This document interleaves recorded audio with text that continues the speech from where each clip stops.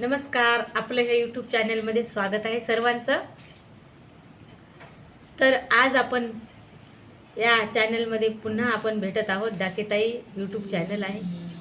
तुम्ही मस्त बघत आहात सगळेजण. आणखीन आपल्याला खूप बघायचं आहे. रोजचा एक व्हिडिओ टाकत आहे मी. रोजचा एक व्हिडिओ आपल्याला बघायचा आहे आणि असाच प्रतिसाद द्यायचा आहे तुम्ही. मी रोज एक व्हिडिओ टाकते आणि रोज व्हिडिओ नवीन एक बनवते म्हणजे बनवतेच. कारण आपण यूट्यूब चॅनल कशासाठी काढलेला आहे? रोज एक व्हिडिओ टाकायचा म्हणजे टाकायचा, वेळातला वेळ काढायचा म्हणजे काढायचा. कारण आपलं ध्येय आहे की रोजचा एक व्हिडिओ केलाच पाहिजे आणि रोजचा एक व्हिडिओ टाकलाच पाहिजे. आणि मी रोज एक व्हिडिओ टाकायचा काटोकर काटो काटोकाट प्रयत्नच करते. आणि जेव्हा वेळ मिळेल तेव्हा मी वेळातला वेळ काढून व्हिडिओ बनवते. तर आजचा विषय असा आहे, आपण बघणार आहोत की आजच्या विषयामध्ये विषय मी घेतलेला आहे की हिम्मत. कोणाकोणाला आहे सांगा बरं हिम्मत? सगळ्याला असते का हो हिम्मत? सगळ्याला हिम्मत नसते. हिम्मत कोणाला असते माहित आहे? हिम्मत वानालाच हिम्मत असते. सगळ्यांकडे हिम्मत नसतेच. मग हिम्मतवान कोण आहे सांगा बरं? ज्यांच्याकडं कशीही परिस्थिती असेल आणि कसल्याही परिस्थितीमध्ये तो व्यक्ती घाबरत नाही, गोंधळत नाही आणि आलेल्या परिस्थितीला व्यवस्थित हाताळतो, आलेल्या परिस्थितीमध्ये व्यवस्थित मार्ग काढतो, ती व्यक्ती हिम्मतवान. आता हिम्मत कशी असावी आणि हिम्मतीची दाद कशी द्यावी, तर मी माझाच एक विषय सांगते की हिम्मत म्हणजे काय असते. की हिम्मत ही खरंच खूप खूप अशी मोठी पाहिजे माणसाला. आणि माणसाच्या आयुष्यात प्रसंग कसाही येऊ शकते आणि कसाही प्रसंग जरी आला तर त्या प्रसंगात आपल्याला तोंड द्यावं लागते. मग तो प्रसंग आपल्यावर कधी कसाही येऊ शकते.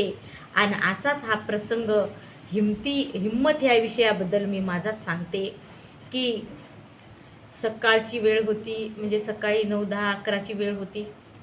आणि 9, 10, 11च्या वेळेमध्ये माझं काम तर काही आवरलं नव्हतं, पण जेवण झालं होतं. भांडे राहिलेले होते, जेवण झालेलं होतं, भांडे धुणं म्हणजे कपडे आणि भांडे राहिले होते.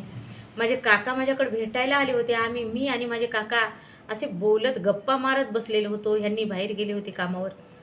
पण कसं असते बघा, आपल्याला माहिती नसते ना आपल्या जीवनात काय घडणार आहे ते.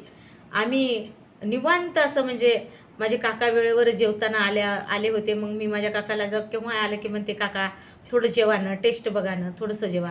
मग मी अशी काकलूत करून काकांना जेवू घातले.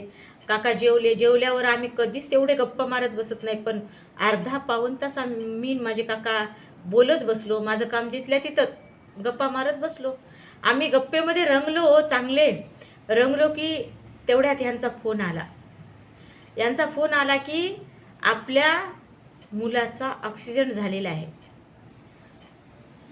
नाही, माझे काका मला बोलून घरी परत गेले होते आणि मी दूध आलेलं होतं. 10-11चा टाईम, 10-11 वाजलेले आणि दूध तपवलं नव्हतं म्हणून मी गॅसवर दूध ठेवलं होतं आणि दूध उतू जाते म्हणून मी दुधापाशी थांबलेली होते. आणि ह्यांचा फोन आला की असं झालेलं आहे आणि आपल्या मुलाचा ॲक्सिडेंट झालेला आहे. तर मी काय म्हणलं यांना की तुम्हाला कोण म्हणलं? ते म्हणले त्याच्या मित्राचा फोन आला. मी म्हणलं हे बघा, मित्र मस्करी करत असतील आणि खरं काय ते बघा. असं म्हणून मी फोन ठेवला. असं कसं शक्य आहे म्हणलं. आणि मग फोन ठेवल्यानंतर मला त्याच्या मित्राचाच फोन आला की काकू असं झालेलं आहे, या जागी ॲक्सिडेंट झालेला आहे, आम्ही या दवाखान्यात आहोत. त्यावेळेस मला खरं वाटलं. प्रसंग किती वाईट होता हो, खूप वाईट होता की एकदम चक्कर येऊन खाली पडण्यासारखा होता. मी पडले का? नाही.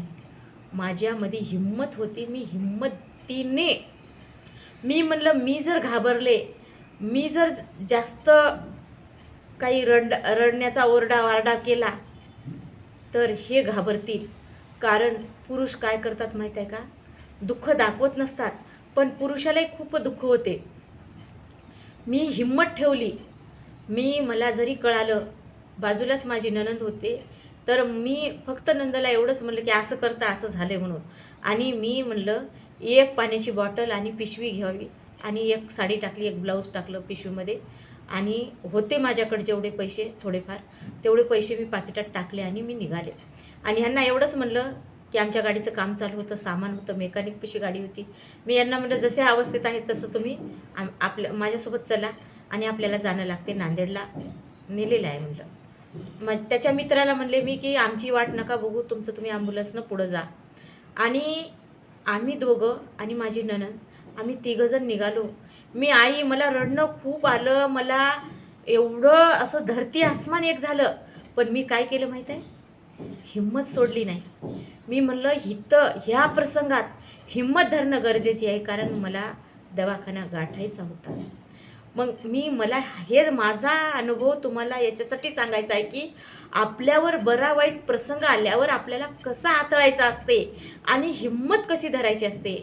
आता एक रक्ताच्या धारोळ्यात एक मुलगा पडलेला आणि त्या आईची